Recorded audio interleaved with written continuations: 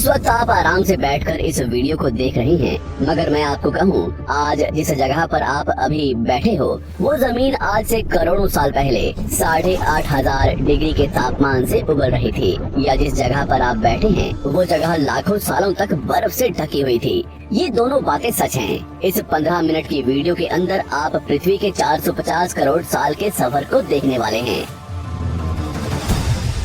जिस जगह आज हमारा सौरमंडल है, वहाँ विभिन्न प्रकार की गैस और धूल के बादल हुआ करते थे। वैज्ञानिकों के मुताबिक इन धूल के बादलों से दूर एक तारा हुआ करता था। वक्त के साथ साथ उस तारे की ऊर्जा कम होने लगी, जिसके कारण उसके अंदर एक विशाल विस्फोट हुआ। विस्फोट की वजह से अंतरिक्ष की ये धूल एक दूसरे से दबने लगी। इस दौरान बादलों में स्थित धूल के कण दबाव और गर्मी के कारण बड़े उल्कापिंड और पत्थरों में परिवर्तित हो चुके थे, और इसी दबाव की वजह से इन बादलों में स्थित रेडियो एक्टिव पदार्थ ने ग्रेविटी का निर्माण किया। इस ग्रेविटी के कारण बीच में हाइड्रोजन और हीलियम इकट्ठा होने लगे। बीच के इस भयंकर दबाव के कारण एक विशाल विस्फोट हुआ, और इसी विस्फोट के कारण हमारे सूरज का जन्म हुआ। अंतरिक्ष में फैले एस्ट्रॉयड यानी क्षुद्र ग्रहों में भारी वजन की वजह से सूरज के करीब आकर सूरज की परिक्रमा करने लगे। धीरे धीरे इन्हीं एस्ट्रॉयड में भारी टकराव हुआ, जिसके फलस्वरूप मरकरी, विनस, अर्थ और मार्स जैसे ग्रहों का निर्माण हुआ। वैज्ञानिकों के मुताबिक उस वक्त पृथ्वी और मार्स यानी मंगल ग्रह के बीच थिया नामक ग्रह सूरज की परिक्रमा किया करता था। पृथ्वी पर ग्रेविटी होने की वजह से सूरज की परिक्रमा करने वाले एस्ट्रॉयड अब पृथ्वी की परिक्रमा करने लगे, और धीरे धीरे करोड़ों सालों तक ये पृथ्वी पर गिरते रहे। और ऐसी घटना हमारे पड़ोसी ग्रह थिया पर भी हो रही थी, जिसके कारण थिया पृथ्वी के और करीब आने लगा और आकर पृथ्वी से टकराया। इस भयंकर टकराव की वजह से पृथ्वी के हिस्से कणों के रूप में अंतरिक्ष में फैल गए और एक रिंग्स की तरह पृथ्वी की परिक्रमा करने लगे। इन्हीं परिक्रमा करते हुए कणों में टकराव होने लगा, जिसके कारण हमारे चांद का निर्माण हुआ। उस वक्त पृथ्वी पर सिर्फ एक ही समुद्र हुआ करता था, और वो था 1900 डिग्री सेल्सियस के तापमान पर उबलते हुए लावे का। उबल रही थी वो सारी चीजें जिसे आज आप अलग अलग नाम से जानते हैं। वक्त के साथ साथ पृथ्वी धीरे धीरे ठंडी हो रही थी, जिसके कारण पृथ्वी के भारी तत्व जैसे धातु और रेडियो एक्टिव पदार्थ पृथ्वी के केंद्र में जाकर इकट्ठा हो गए, और हल्के पदार्थ पृथ्वी की सतह पर आ गए। लाखों सालों तक पृथ्वी पर उल्कापिंडों की बरसात हुई, और इन गिरते हुए उल्कापिंडों में जमा था नमक, मिनरल्स और पानी। करोड़ों सालों तक इन उल्कापिंडों की बरसात होती रही, और धीरे धीरे पृथ्वी की ऊपरी सतह पानी से ढकने लगी। वैज्ञानिकों के मुताबिक यही वो वक्त था जब दूर गहरे पानी के अंदर निकलते ज्वालामुखियों से पहली बार सूक्ष्म जीवों का निर्माण हुआ। लाखों सालों बाद एक वक्त ऐसा आया जब पृथ्वी की पूरी सतह पानी से ढक चुकी थी। हमारी पृथ्वी के सबसे अंदर का कोर रेडियो एक्टिव पदार्थ से बने होने की वजह से हरदम गर्म होता रहता है, लेकिन जब भी पृथ्वी की ऊपरी जमीन ठंडी हो जाती है, तब पृथ्वी के अंदर की गर्मी बाहर नहीं निकल पाती, जिसके कारण ज्वालामुखियों का निर्माण होता है। और उस वक्त कुछ ऐसा ही हुआ। पानी से ढकी हुई पृथ्वी पर हजारों की तादाद में ज्वालामुखी निकलने लगे, और आने वाले लाखों सालों तक इन ज्वालामुखियों का निकलना जारी रहा, जिससे पानी के ऊपर जमीन का निर्माण हो रहा था। इस वक्त भी पृथ्वी पर वातावरण न होने की वजह से अंतरिक्ष से उल्कापिंडों की बरसात हो रही थी। आज से लगभग 300 करोड़ साल पहले पृथ्वी पर ऐसा वक्त आया जब पृथ्वी का वातावरण लगभग स्थिर होने लगा था। ज्वालामुखी निकलने धीरे हो गए थे, और पृथ्वी का एक दिन 12 घंटे का हुआ करता था। साल बीतते गए, और धीरे धीरे ये सूक्ष्म जीव विकसित होते गए और समूह में रहने लगे। आज से लगभग 250 करोड़ साल पहले पहली बार पृथ्वी पर ऐसे जीवों का निर्माण हुआ जो जीने के लिए ये पानी के अंदर के मिनरल्स यानी खनिज पदार्थ और धूप का इस्तेमाल करते थे, और मल त्याग के रूप में ऑक्सीजन बाहर निकालते थे। इस वक्त तक पृथ्वी पर ज्यादातर ज्वालामुखी निकलने बंद हो चुके थे, और इन माइक्रोबैक्टीरिया की वजह से वातावरण में ऑक्सीजन की मात्रा बढ़ रही थी। वातावरण में ऑक्सीजन बढ़ने की वजह से पृथ्वी का वायुमंडल बनना शुरू हुआ, और आने वाले हजारों सालों तक वातावरण में ऑक्सीजन की मात्रा बढ़ती रही, जिसकी वजह से पृथ्वी के ज्यादातर हिस्सों में ये सूक्ष्म जीव फैल गए। हजारों सालों बाद एक वक्त ऐसा आया जब पृथ्वी में ज्यादा ऑक्सीजन बढ़ने के कारण ये सूक्ष्म जीव मरने शुरू हो गए। उस वक्त तक पृथ्वी का वातावरण ठंडा होने के साथ साथ ऑक्सीजन से भी भर चुका था, जिसके कारण जमीन और वातावरण में स्थित आयरन यानी लोहे के मिनरल्स पानी में स्थित ऑक्सीजन से रिएक्ट होने लगे। और एक वक्त ऐसा आया जब पृथ्वी की जमीन आज के मार्स के जैसे लाल हो चुकी थी। वक्त बीतने के साथ साथ धरती की टेक्टोनिक प्लेट्स में दरार होने लगी, जिसके कारण पृथ्वी के अंदर का लावा जमीन की तरह कई लाखों सालों तक खुला उबलता रहा। और यही वो कारण था जिसके कारण पृथ्वी के वातावरण में कार्बन डाइऑक्साइड की मात्रा बहुत बढ़ गई और पृथ्वी पर एसिड की वर्षा शुरू हो गई। एसिड रेन की वजह से पृथ्वी का तापमान घटने लगा और तापमान इतना घटा कि पृथ्वी के ऊपर स्थित पानी बर्फ में परिवर्तित होने लगा। पृथ्वी पर पहली बार भयंकर आइस एज आया। इस वक्त पूरी पृथ्वी सफेद बर्फ से ढक चुकी थी। आमतौर पर जब धरती पर सूरज की किरणें गिरती हैं, तब जमीन उन किरणों को सोख लेती है, मगर क्योंकि पूरी पृथ्वी बर्फ से ढक चुकी थी और क्योंकि बर्फ सफेद और चमकीली होती है, जिसके कारण सूरज की किरणें धरती पर गिरने के बाद वापस चली जाती थी। इसी कारण से पृथ्वी कई लाखों सालों तक बर्फ से ढकी रही, मगर फिर से पृथ्वी के अंदर स्थित गर्मी ज्वालामुखी के रूप में निकलना शुरू हो गई और इन ज्वालामुखियों से निकलने वाली गर्मी ने बर्फ को पिघलाना शुरू कर दिया। इसी बीच पृथ्वी की गहराई में बचे कुछ सूक्ष्म जीव धीरे धीरे बदल रहे थे और अब वो ऑक्सीजन को अपने शरीर को बड़ा और जटिल बनाने के लिए इस्तेमाल करने लगे थे। इस बीच पानी में अलग से भी छोटे समुद्री पौधे निकलने शुरू हो चुके थे। वहाँ जैसे जैसे ज्वालामुखी निकल रहे थे, वैसे वैसे वातावरण कार्बन डाइऑक्साइड की वजह से गर्म हो रहा था।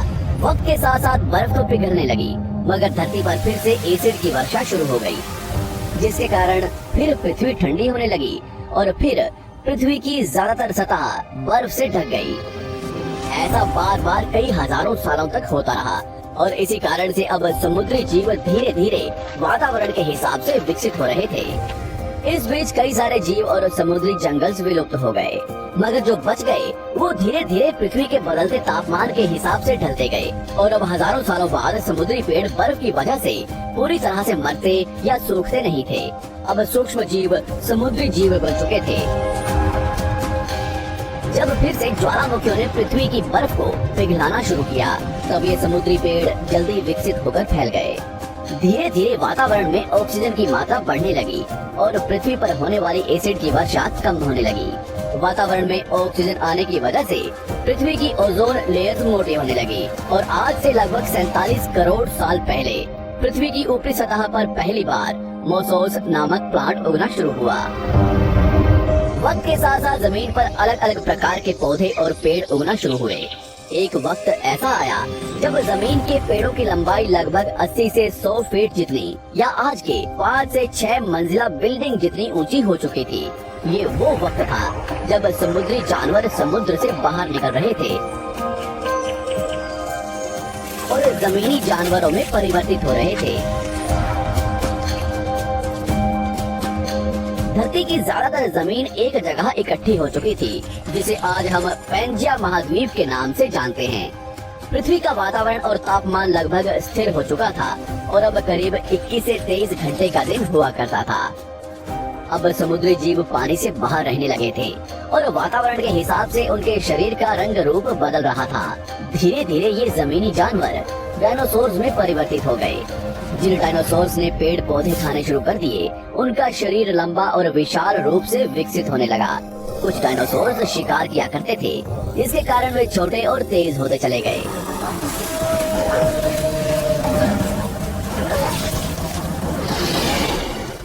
पृथ्वी की ऊपरी जमीन एक जगह इकट्ठी होने के कारण ज्यादातर जमीन रेगिस्तान और बंजर हो चुकी थी। ज्यादातर जंगल समुद्र के करीब हुआ करते थे, जिसमें डायनासोर्स रहा करते थे। आज से लगभग 20 करोड़ साल पहले पैंजिया महाद्वीप टूटना शुरू हो गया। पैंजिया के विभाजित होने की वजह से पृथ्वी की ज्यादातर ऊपरी जमीन पानी के संपर्क में आने लगी, जिसके फलस्वरूप पृथ्वी पर हरियाली बढ़ती गई, जिस वजह से डायनासोर्स और ज्यादा विभिन्न और विशाल होते चले गए। डायनासोर्स ने आने वाले लगभग 20 से 30 करोड़ सालों तक पृथ्वी पर राज किया। उस वक्त डायनासोर्स समुद्र से लेकर जमीन और आसमान तक पूरी पृथ्वी पर राज किया करते थे। इस दौरान अफ्रीका से टूटा भारत सीधे आकर आज के तिब्बत से टकराया और इस टकराव की वजह से हिमालय का निर्माण हुआ।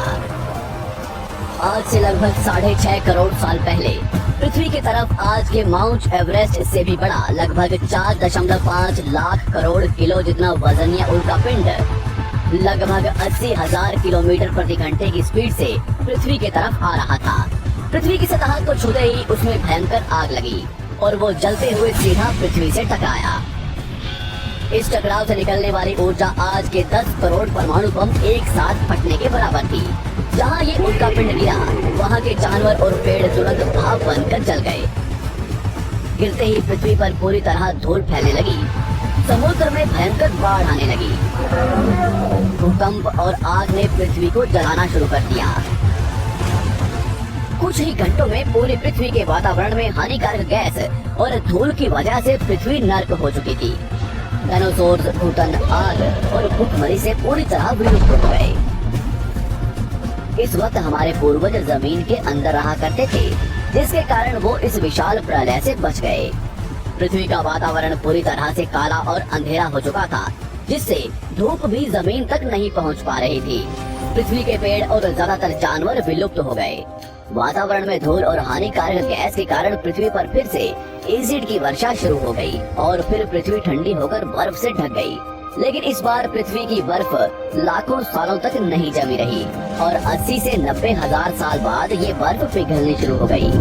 जैसे ही धरती पर वातावरण फिर से पहले जैसा होने लगा, वैसे ही ये छोटे जीव जमीन से बाहर आना शुरू हो गए। उस वक्त पृथ्वी की बर्फ पिघलनी शुरू ही हुई थी, जिसके कारण अफ्रीका में घने ठंडे जंगल हुआ करते थे और इसी बीच ये जमीनी जीव बंदरों में परिवर्तित हुए। मगर जैसे जैसे पृथ्वी गर्म होने लगी, वैसे वैसे अफ्रीका के ये जंगल सूखने लगे। जंगल की चीजें खाने वाले बंदरों को खाने की कमी होने लगी। खाने की तलाश में इन बंदरों ने अपने पैरों पर चलना शुरू कर दिया, जिससे उन्हें दूसरे जानवरों के शिकार करने में मदद मिलती थी। धीरे धीरे बंदर एप्स यानी वानर में परिवर्तित हुए। खाने की तलाश में ये एप्स पृथ्वी के दूसरे हिस्सों में फैलने लगे और धीरे धीरे उनके शरीर का रंग रूप वहाँ के मौसम के हिसाब से बदलता गया। वक्त के साथ साथ हम आदिवासी बने। हमने हथियारों से लेकर आग का आविष्कार किया। हम धीरे धीरे इंसान के रूप में विकसित हुए। हमने धर्म से लेकर परिवार, भाषा और संस्कृति का निर्माण किया और वक्त के साथ साथ हम विकसित होते चले गए और आज हम इस पृथ्वी की सबसे विकसित प्रजाति बन चुके हैं। पृथ्वी को आज के जैसे बनने में लगभग 450 करोड़ साल का वक्त लगा है और हमें एक छोटे जमीन में रहने वाले जानवर से इंसान बनने में कई लाखों सालों का। मगर हमने इन 100 सालों में जितना पृथ्वी को गंदा और तबाह किया है, उतना आज तक किसी भी प्रजाति ने नहीं किया होगा। हम फिर से धरती को गर्म कर रहे हैं और कार्बन डाइऑक्साइड की मात्रा बढ़ा रहे हैं। वैज्ञानिकों का मानना है कि पृथ्वी पर फिर से विशाल परिवर्तन होने वाला है। भविष्य में पृथ्वी कैसी होगी, जानेंगे हमारी अगली वीडियो में।